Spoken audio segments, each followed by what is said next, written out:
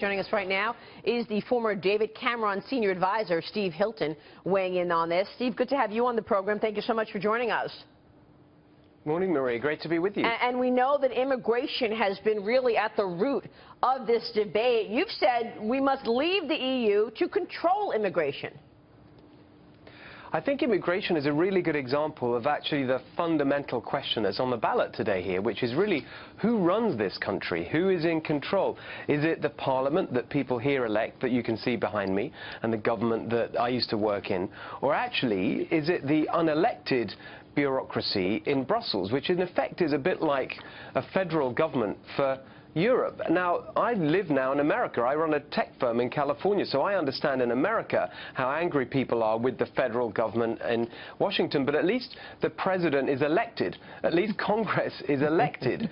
In Europe, the people who initiate the legislation and impose regulation on all the countries, including on immigration, aren't elected by anybody. And that's why this really is a question of democracy, about who actually controls and runs a country. The people of that country, or some amorphous system of bureaucracy and regulation that no one really can control. Yeah, and we're having the same debate, or a similar debate here in America, actually. What was it, Steve, that you saw that really turned things for you? You were obviously a partner, an advisor to David Cameron, and very close to him, but you've turned on that and now want Britain to leave the EU. So what was it that moved the needle for you? Well, really, it was actually the experience of working in government.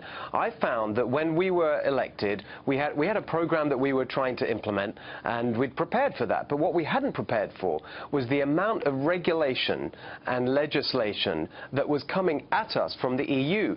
At one point, it was over half of the actions that the British government were taking were actually driven by the EU. And they were things that we in the British government didn't actually agree with, but we had to concede in order to win other arguments in Brussels. So it really made the job of governing a country, the elected government, kind of impossible. And I thought that was fundamentally undemocratic. Now, all my life in politics and in business, I have wanted to decentralize power, to put power in people's hands. And so this is part of that for me. The EU represents exactly what I've always fought against, which is the undemocratic, unaccountable centralization of power. Now, David Cameron is on the other side of that argument. We're good friends and have worked together for a long time.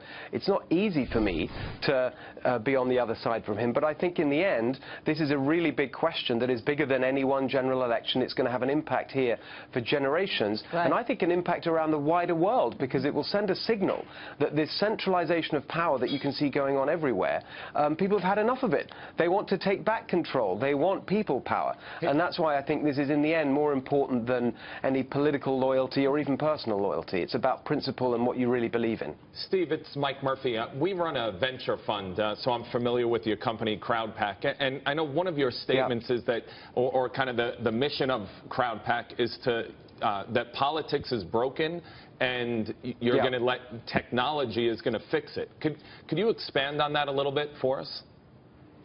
Well, I think the easiest way to explain that is in the context of the American political system, where I mainly spend my time now.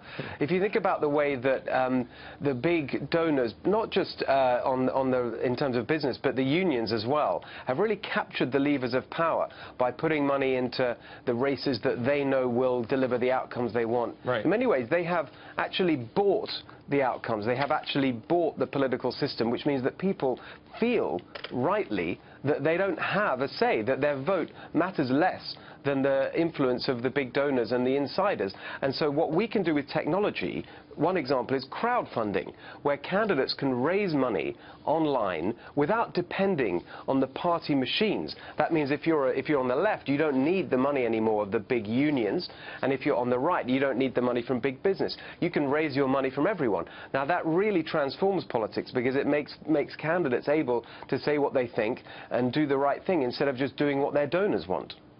Steve, James Freeman here at the Wall Street Journal. I assume it wasn't a coincidence that you decided to locate your company in the United States, Silicon Valley in particular. Can you tell us about the business environment there versus what you find in the EU? One of the really big differences in California is the regulation around employment. one of the great things about California, I think a really important part of why Silicon Valley has been such a strong engine of economic growth and innovation, is the way that employment relationships are really flexible, that you can move around quickly. You don't have these contracts that tie you to an employer and make you take a year's gardening leave before you move on, and that there's real flexibility there. In the EU, it's completely the opposite. It's very difficult to move around. It's as an employer, you're burdened with onerous regulations about the conditions in which you can hire them or ask them to leave. It makes the whole process of running a business much more sclerotic, and that is one of the reasons I think that the EU is a bit of a sinking ship economically. It is probably one of the worst performing areas in Europe, and the burden of regulation, I think, is one of the real reasons for that. And of course, that's another example of why I think it's important for the UK to leave the EU, so that its economy can become more like what we see in California. Really interesting stuff here. EU sinking ship. Steve Hilton, great to have you on the program. We'll be watching. Thanks so much for joining us today. Thank you. Thanks,